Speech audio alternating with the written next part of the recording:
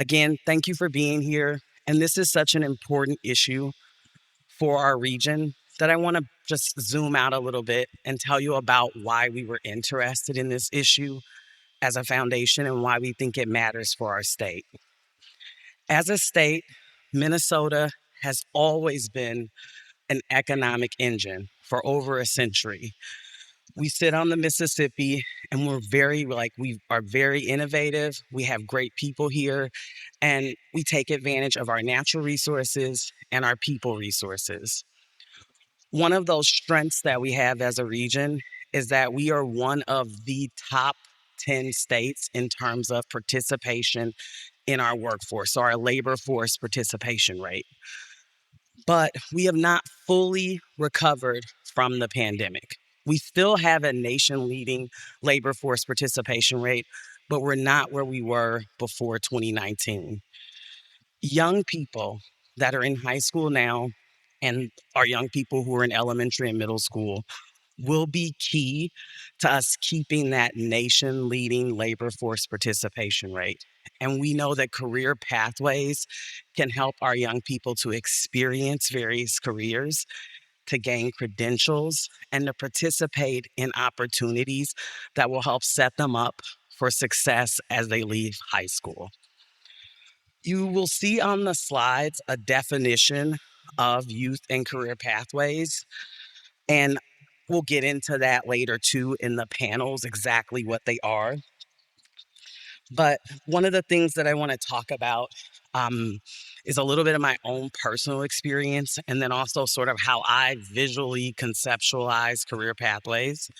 So just so you know, I'm here today in front of you because of various career pathways in my hometown and mentoring and the exposure that I received and the support that I received to go to college at the University of Missouri. And without that, my family, I don't come from a family where my parents went to college. They didn't know much about careers. I don't know if many of you remember the old FAFSA forms. I had to go to the library and find other people to help me fill that out because my mom was just like, here's my taxes. I don't know what to do with that. So that's the background that I come from. And I was able to navigate those various experiences. And we need to support our young people to be able to navigate college and career, the workforce, whatever they want to do. And we need to make sure they know there's no wrong door. So, whatever they're interested in, how can we as adults weave together a system and support them? With that, I want to show you, I know this is a little hokey, but I love old movies. And so I'm going to show you a slide that really conceptualizes how I think about career pathways. So I don't know if you remember the old movie, The Wizard of Oz. There was a yellow brick road that she followed to get to Oz. We won't talk about all the stuff that happened in Oz. But along the way on that road, she encountered various obstacles, had various experiences, but she knew where she was going. And that's what career pathways do. They weave together activities, work experiences, and they help position young people to learn and explore various careers and leave high school with the skills that they need to succeed. So, with that, I want to bring up someone who is very incredible and took the lead in Ramsey County and St. Paul in terms of weaving together various systems to have the various people, various adults focus on how they could strengthen career pathways. Ling Becker is currently the county manager for Ramsey County. But prior to that, she led the Workforce Innovation Board for Ramsey County. And in that role, she really helped lay the groundwork for the work that you'll hear about later today on the second panel. And so I want to have her come up and we'll talk about just a little bit about what got her into this work. And then I'll bring up the rest of the panel. So everybody, let's give a warm welcome to Ling Becker, the county manager for Ramsey County.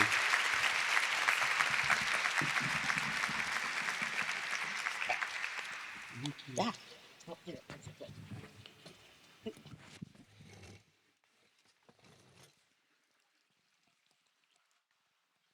Ling, do you want to tell everybody a little bit about yourself before Sure. we jump into some of the work that you did? Yeah. Thanks for having me. As was stated, I'm currently the county manager for Ramsey County, and that's a good starting point for telling you a little bit about myself. 45 years ago, last year, my parents came to the United States, and it was just myself and my sister. I was 5 years old, and I remember that because 45 years ago, I actually um, reflected on that anniversary because that was the day on that anniversary that I submitted my application to be the county manager for Ramsey County. And so that was a very significant decision for me. And the journey begins because as a young girl, first generation immigrant, my parents came with two suitcases and $500, and for me to be have the privilege and the opportunity to lead the most diverse county in the state of Minnesota right now as the only person of color county manager in the state of Minnesota, uh, it is it is a huge privilege and an honor. And it started with a career pathway. Um, thank you.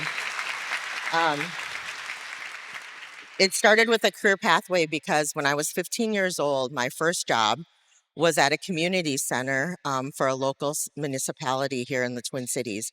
And by the time I was in high school, I was working in the city manager's office. And throughout that time, when RT gave that example, I immediately thought of the woman who was running the director of human resources at the time at that city, who just had this unfailing belief of, giving me enough opportunities in that role where I could not fail, but making the experiences I was getting incredibly relevant. And so, and everyone around that city wrapped around me, from the secretary to the city manager, saying hello, caring about what I was doing. And so I think we all don't sometimes realize how much impact we have on interns and young people who come into our organization. So I would just say, please take interest in all of them. In terms of my own journey currently, I do lead Ramsey County. We are a large, complex organization of 4,000 employees. We have the most diverse board right now in the state of Minnesota, which we're also very proud of. And we do everything from running your 911 call center to running our adult detention center to doing all the elections to doing all the vital birth records to doing roads to so really pretty much everything that you look around, we have some voice in. Why that's important is as we talk about these career pathways, and I'll be excited to share more, is is people belong in families and students come from families and they live in families, and we have to make sure that those systems are working for all of it so that they can be successful. So hopefully that's helpful. Yeah. That was very Yeah. helpful. Um, and you talked about how students exist in families and how we have to make systems successful. One of the reasons that we wanted to chat with you today is about all the systems that you helped to weave together. Specifically, a few years ago, you applied for a Department of Labor grant that was focused on building youth career pathway systems. Would you reflect a little on that and how it led to the work that's happening today? Yeah, sure. So, we're all fortunate enough to have really robust communities where there's lots of people doing good work. I think one of the biggest challenges that we find is that everybody's doing their good work in their own silos, and sometimes we're not always talking to each other. So we had this opportunity to participate through this Department of Labor Youth Systems Building Academy with, I believe, like 10 or a dozen other organizations or kind of basically governments around the country. And we were able to bring together St. Paul Public Schools, St. Paul College, our city, and our county to continue to actually deepen the work that we were already doing. So really, in many ways, the Department of Labor systems building work was not necessarily the catalyst to bringing us together. It sort of propelled us into chapter two, because what really started the work deeply was the relief funding and our ability to kind of respond around the pandemic. So some of you might remember, counties and cities received a direct allocation of CARES Act funding, and then like a year and a half later, we received this American Rescue Plan Act funding. So through thinking through a lot of that funding, we all knew we didn't want the system to be the same as it was once like the pandemic and the money was gone. And so we really used that money to catalyze sort of a different ecosystem. And so that journey through the Department of Labor sort of built out the chapter 2, I think, of a lot of that work that we were doing. Great. And I want to take a break and invite B. Kyle from the St. Paul Chamber of Commerce, R.T. Rybak from the Minneapolis Foundation, and Carita Green from the St. Paul Public Schools to join us on stage for the rest of the panel. I'm going to transition though to ask Ling another question about her work, but you all feel free to come up now and take a seat.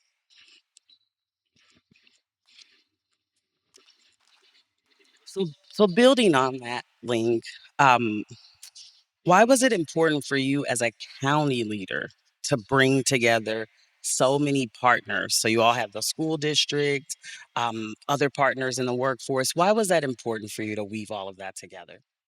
It was important because the needs were great. I appreciated all that you said at the very beginning about what a vibrant community Minnesota is.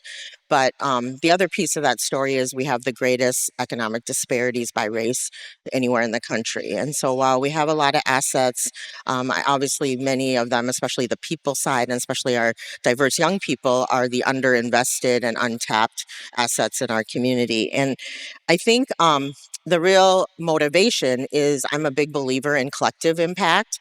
I think we do a lot when we talk about our own annual reports and our own goals and missions and things that we do. But ultimately, like I said, we're working with complex families that touch a variety of systems and organizations, families that are in St. Paul Public Schools and are, working at businesses that are connected with the chamber.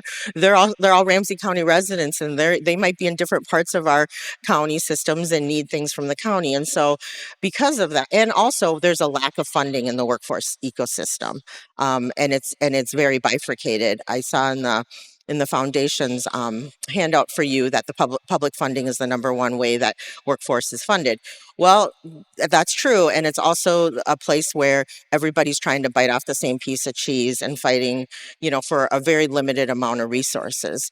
So one of the things that we continually try to do in our ecosystem is to incentivize people to stop thinking that way and to think about what you want to do more of and what you should be doing less of. I often describe the workforce system as running like a 400-yard dash where most organizations in our community think they have to be at the start and they're going to run that race all the way to the end. And I always say, well, where can you hand off the baton? And so we've been trying to do a lot of that in Ramsey County. When I was the workforce director, if people would come and bring new ideas and funding ideas, it would be rare for me to not to say, well, who else is doing that in your ecosystem? How else are you bringing a partnership forward? Because we're not interested in necessarily funding the soup to nuts model anymore. And so that's a really big part of it. I think as a county, when you do collective impact, there needs to be a backbone organization most of the time. And governments, oftentimes the workforce boards can oftentimes be that backbone institution. Thank you, Ling. I wanted to turn our attention to B. Kyle from the Chamber. For businesses in the Chamber, why are youth career pathways a critical workforce development strategy for our region? And what do you think is the business community's role? Well, first of all, thanks for letting me be a part of this, and good morning. I would say this we talk about 45 years ago. 45 years ago, I was graduating from high school. Show off. You right? And I went to Woodbury High School back when there were 150 kids in the school, and it was a small town. And I got to go to a college day at the Minneapolis Convention Center, and I picked a college. Through the chamber, my desire has been, let's get kids introduced to possibilities for careers to better inform where they want to go to school after high school, which is where we really leaned in. And I'm going to dovetail what you said, Ling, about this idea about being additive as opposed to competitive. We have a tagline that says we create connections that count. And I think it is ever so critical. And that's been real learning for me, that we don't need to create something. What we can do is amplify something. And if we have the role of, we have the the opportunity really to be in this place of connection and intersection between whether it's business and government, education and business. We get to play a role that doesn't require us to build a whole new thing. We can promote this amazing work already underway.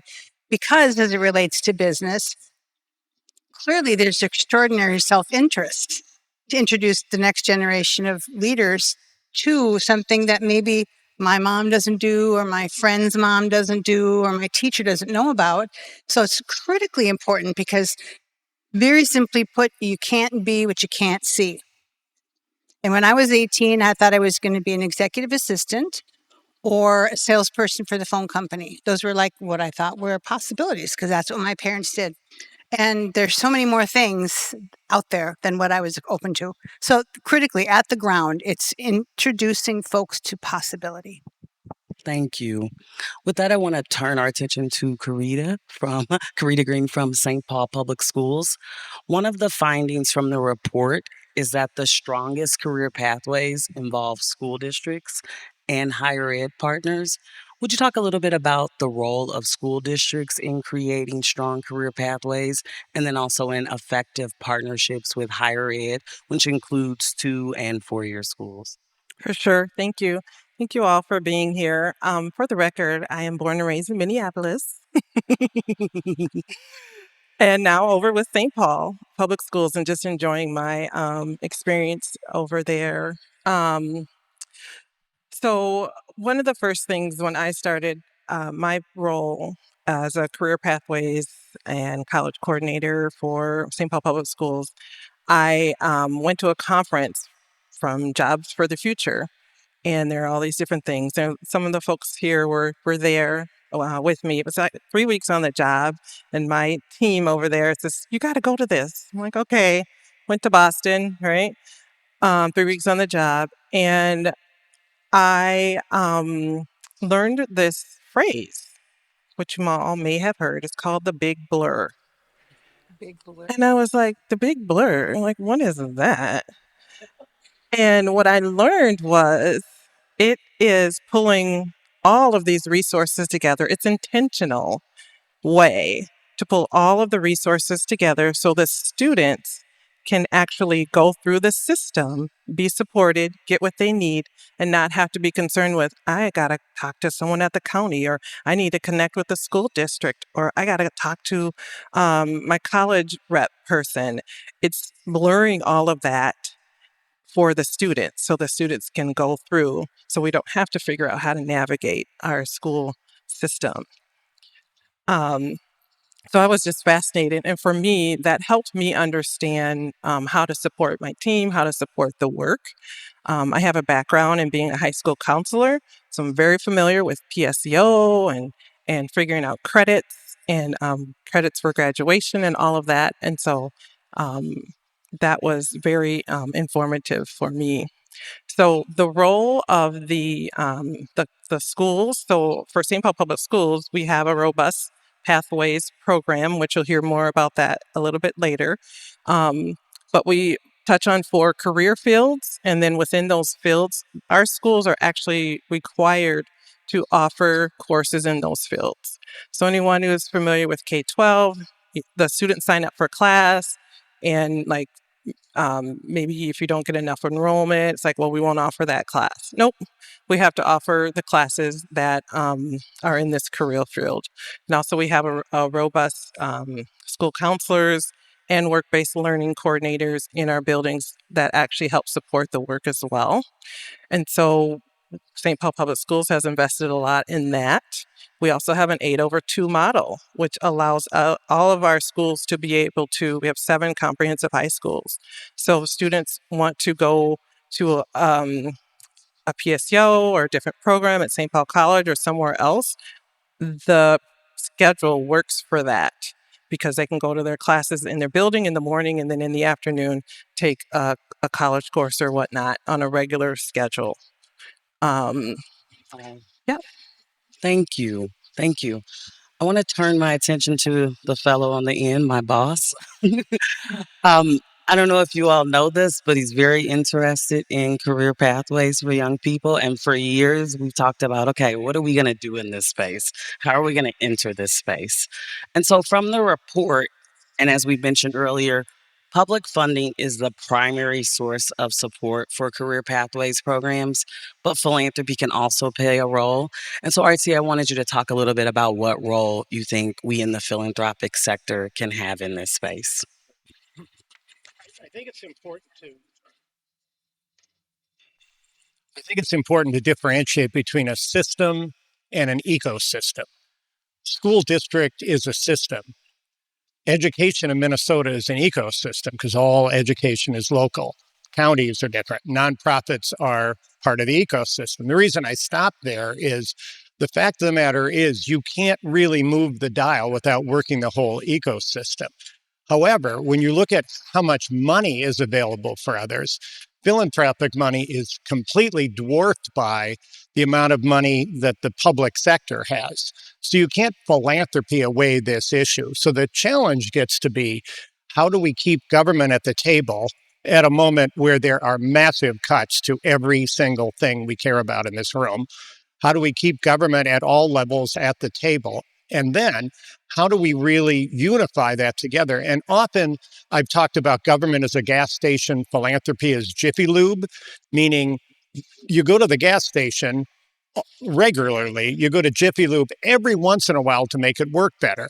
So if philanthropy can play that role of connective tissue, the mortar between the bricks, it can work extremely well. What that does mean, however, is that individuals, especially people who are on boards of directors, should stop always talking about mission creep, stay to the task, and ask one question in addition to what they're doing. What don't we do? And when you say, what don't we do, it doesn't mean you should do it. You should figure out the partner who can do it. And sometimes you should say, three of us are doing pretty much the same thing. Here's a radical idea. Why don't we merge? I mean, B. Kyle's trying to merge the Minneapolis and St. Paul chambers. That's hard as hell. It is not as hard as three people who work on youth pathways saying, let's work together. Thank you, RT. For B, what role do you see the business community potentially having in the youth career pathway space in the future? And is there anything that you've heard of from other regions that our region could learn from? Well, that's such a good question. When I talk to business leaders, there's unequivocal recognition of the importance of investing in youth and career exploration and exposure. I would say the business community is like, what do I do? You talk about an ecosystem, how do I boil the ocean? I'm one person who needs two people, and how do I navigate that? So I would submit the challenge for business is to figure out how to navigate the ecosystem and find a way to plug in for their specific needs. Number one, that's a challenge. And then how to contribute to the bigger picture. And that's where we're really intentionally leaning in. As a chamber, again, if we get to be at that crossroads between business and philanthropy and government, how can we be that I love that word, that connective tissue to bring folks together. Business has self-interest in bringing in next generation leaders. There are great models nationally, internationally, with whether it's OJT and internships and apprenticeships to get students connected. And so I would say business is hugely invested. The question is, I'm not quite sure how I plug in, like what's the ask? Because each of us is hesitant to volunteer for anything if what we think that volunteering means is way more than you have time for. So my job is to try to navigate the need and the opportunity and make it accessible to folks who are really interested and really don't have any experience in how to do that. And we're also learning from the school district. Our partnership with the St. Paul Public Schools has just been extraordinary. I have just been so impressed by the professionals there. And they're saying, oh, finally, someone will talk to us. Like, can we work together? Because the schools are very invested in this as well, because they understand experience and exposure just opens the minds of students to possibilities. We get to do that. So we're finding that our success in any way our organization is doing our work is through connections with experts who already are doing the work. We don't need to invent it. And then we connect it to the folks who need that because they're interested as well. So there you go. Thank you.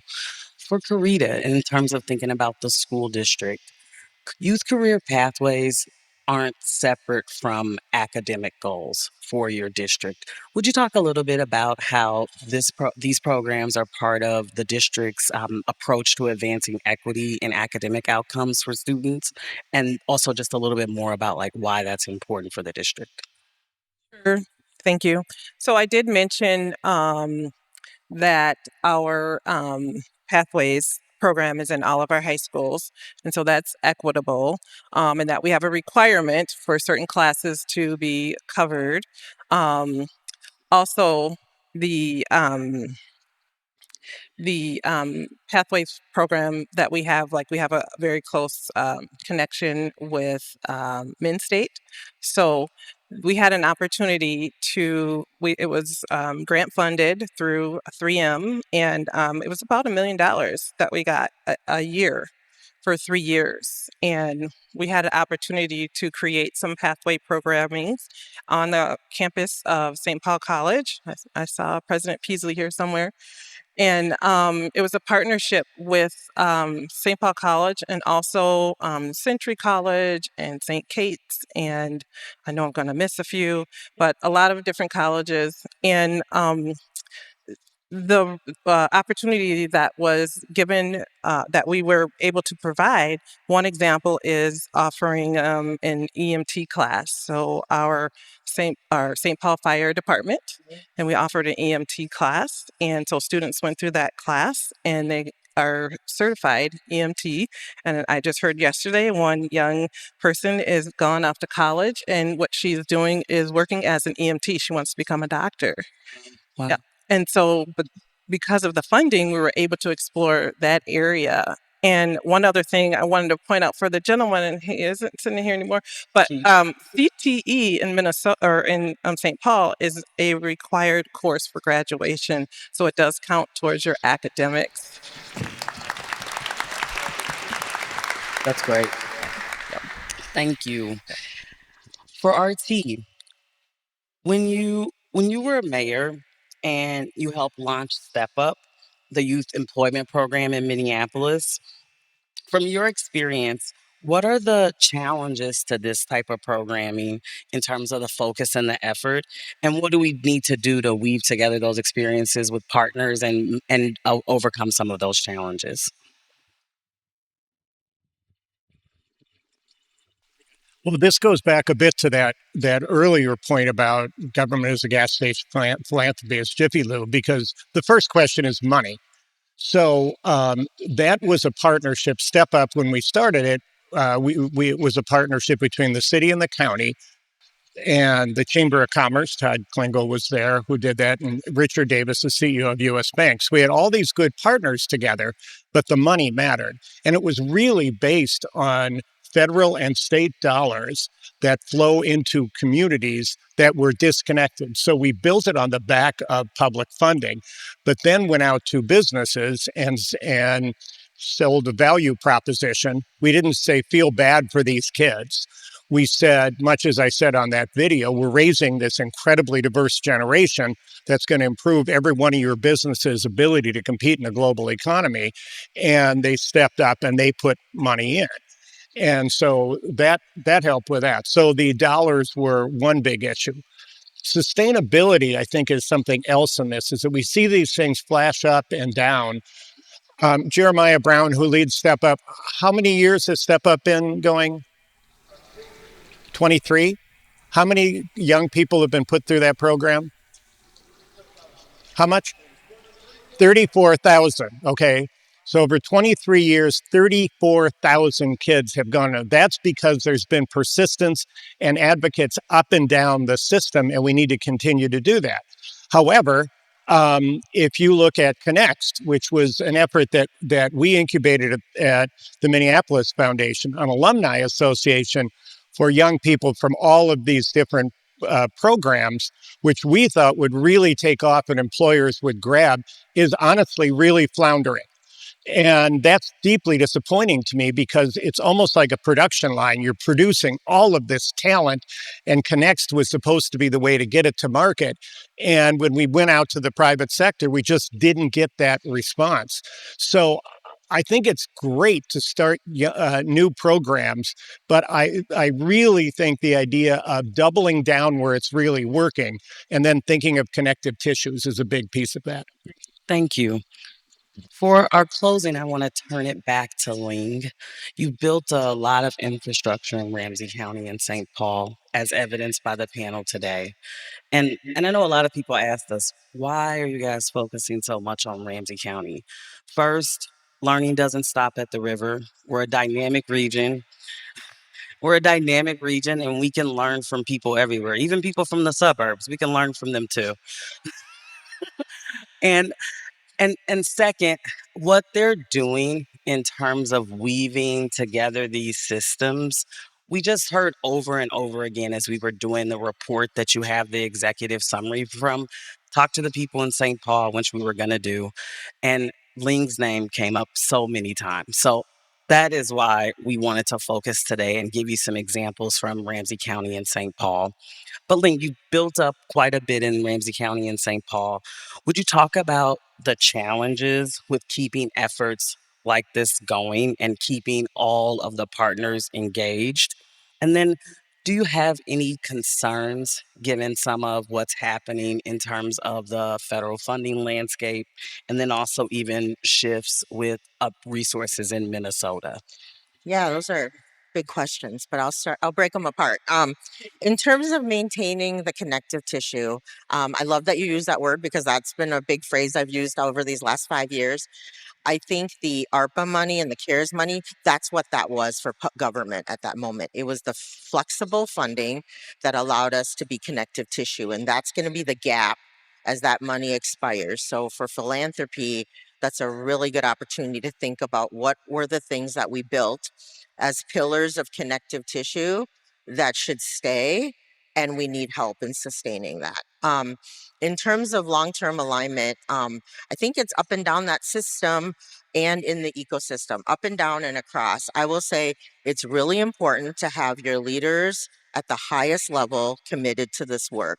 And we have to manage through leadership transitions. I will say, I really appreciate the call to Dr. Peasley. She should probably be up here with us. Thank you for all your work. Her and I have been thought partners along the way. Dr. Joe Gothard is no longer here, but he was a thought partner. Now we have Dr. Stanley. So we have to, Dr. Stanley's new in her role. I've evolved out of my role. You're going to hear from our new workforce director. These are challenges in an ecosystem because this was never about me. It's about the whole ecosystem. So we have to be able to build that. Dr. Gothard's back in Milwaukee, right? So we all have to think about how to make this work. But then it's also the staff. We have staff that work really hard every day. And we got to the point when we were executing against some of our new programs. The city of St. Paul, school district, county staff, we had a weekly team meeting. We are not on the same team, but we decided we all work for the students of St. Paul. And we no longer cared who got credit, and it was the collective impact that mattered.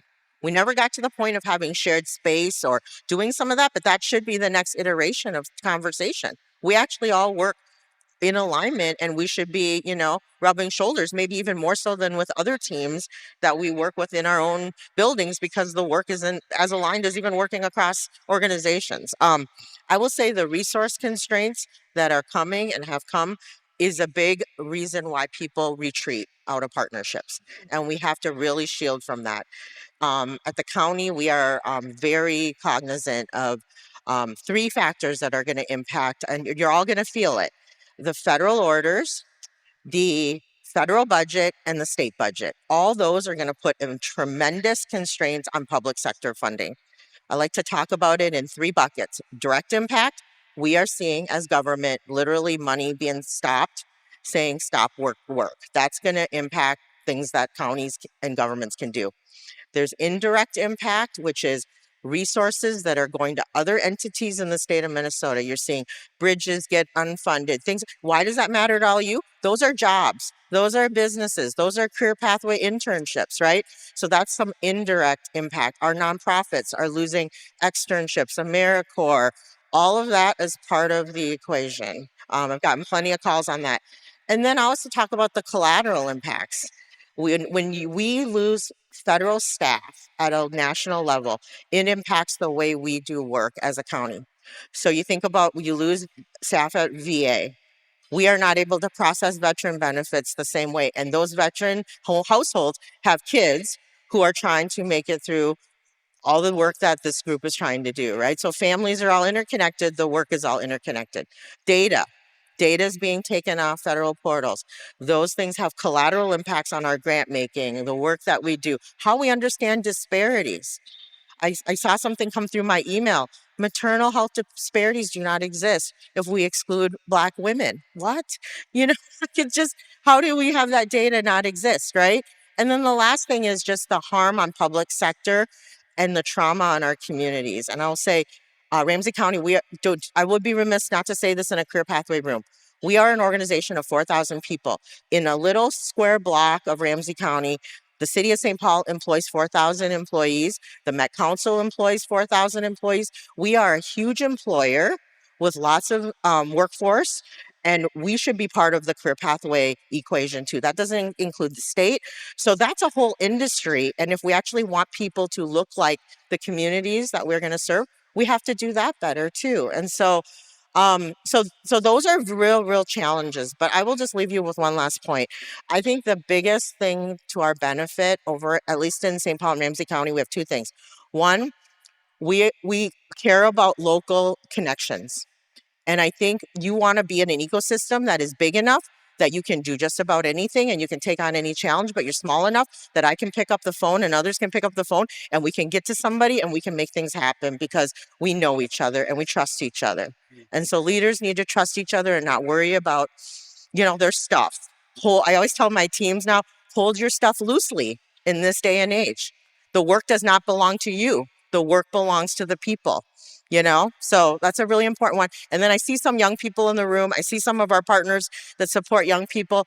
That is our most critical asset, is our young people. We have the most amazing untapped talent of young people in this community. We can do anything. The state of Minnesota cannot actually be successful in all of their disparity work, all the things that we say are so important to the state, unless we get it right in our urban core. And that, and so we are a big part of that. And so we need to keep believing in that young person, I never thought I would be a county manager of the most diverse county in the state of Minnesota when my parents would have never told that. They weren't even citizens of the United States. What other young people are out there that should be the next me and the next you and the next president or whatever, right? So let's not give up on those, on the hope of what we can do together. Thank you. Thank you so much. Thank you.